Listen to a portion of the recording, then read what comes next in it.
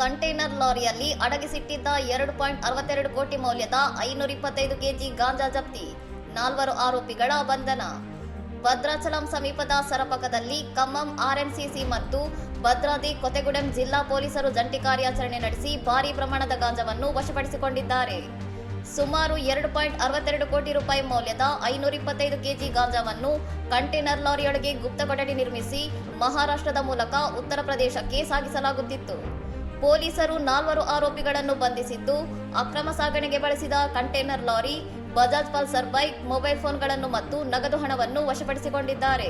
ಪ್ರಕರಣದ ಮುಖ್ಯ ರೂವಾರಿಗಳಾದ ಮೊಹಮ್ಮದ್ ಸೈದ್ ಮತ್ತು ಫಿರೋಜ್ ಬಾಯ್ ಸೇರಿದಂತೆ ಇತರ 4 ತಲೆಮರೆಸಿಕೊಂಡಿದ್ದು, ಅವರಿಗಾಗಿ ಪೊಲೀಸರು ತೀವ್ರ ಶೋಧ ನಡೆಸುತ್ತಿದ್ದಾರೆ.